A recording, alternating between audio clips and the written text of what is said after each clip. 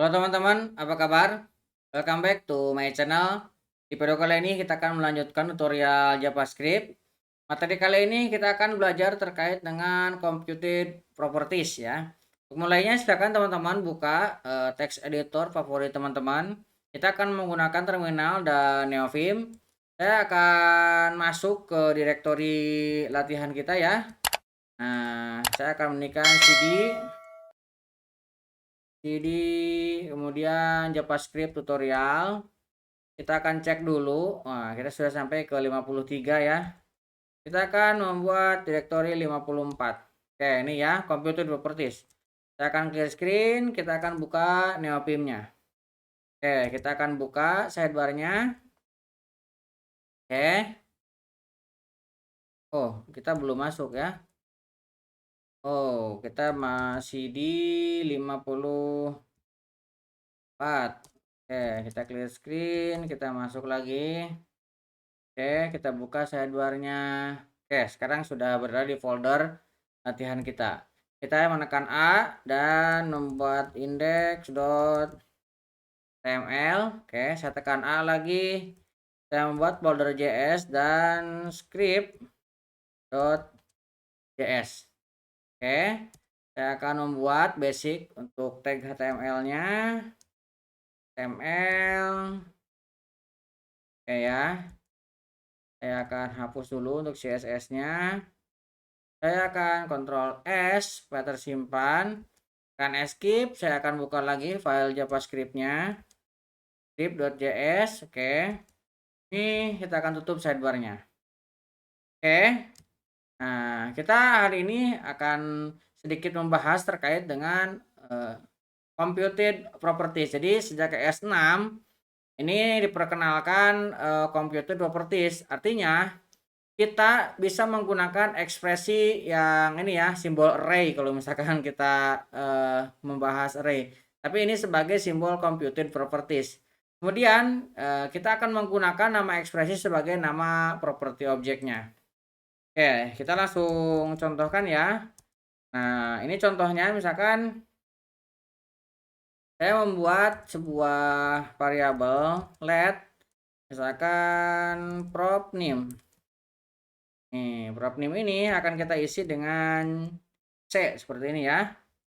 Jadi dia sebagai variabel. Nah, kita akan membuat sebuah konstanta untuk rank. Nah, rank ini akan kita isi A.2 taruhlah 1.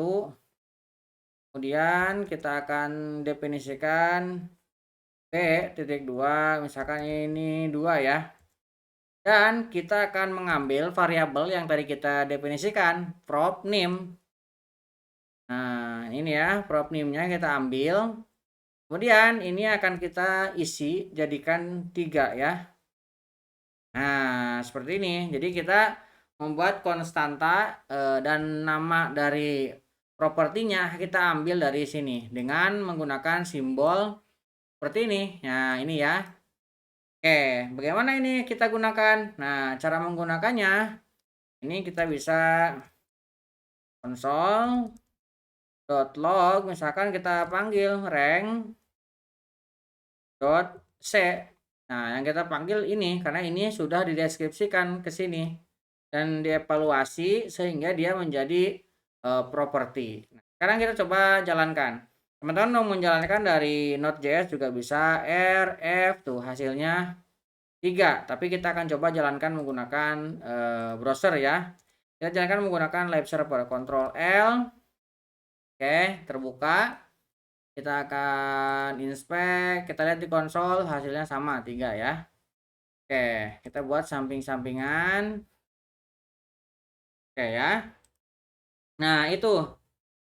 Nah, kemudian seperti literal object, kita bisa menggunakan properti yang dihitung untuk mengambil dan menyetel kelas. Nah, contohnya gini ya. Misalkan saya memiliki let di sini name. Nah, name-nya ini misalkan full name. Nah, variabel yang isinya adalah full name. Kemudian kita membuat kelas. Nah, kelasnya saya membuat kelas name. Nah, jangan name ya, bentar, bentrok, version aja, version. Nah, version ini akan kita isi dengan constructor.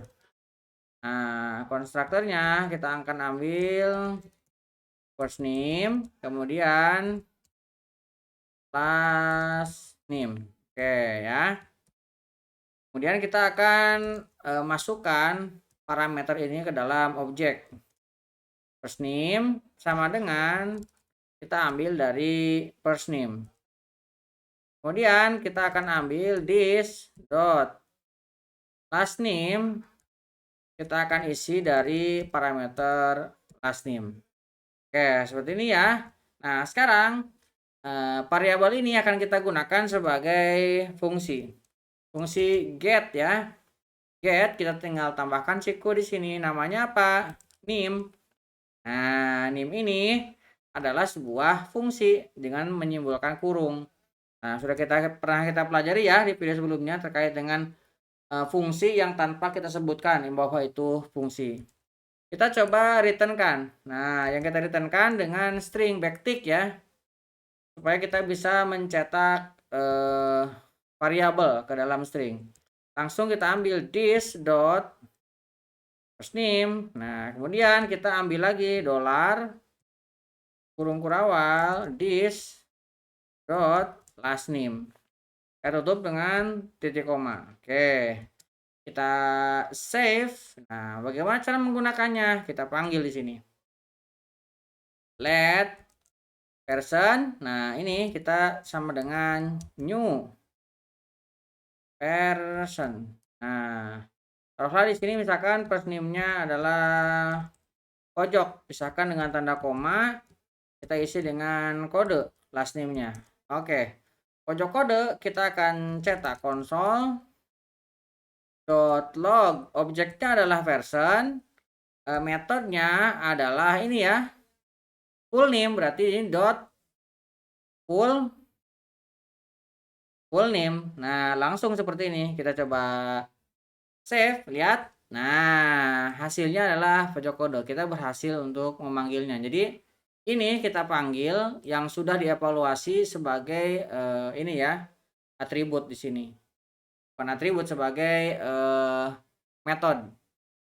Oke, nah lebih seperti itu ya untuk tutorial kali ini terkait dengan computed properties. Jadi kita bisa menggunakan simbol seperti array lah kalau misalkan simpelnya ya, sehingga nama variabel itu bisa dievaluasi dan diambil value-nya dan dijadikan sebagai nama variabel ataupun nama fungsi. Mudah-mudahan bisa membantu teman-teman. Buat teman-teman yang belum subscribe, jangan lupa subscribe dan nyalakan tombol loncengnya. Sampai ketemu di video selanjutnya.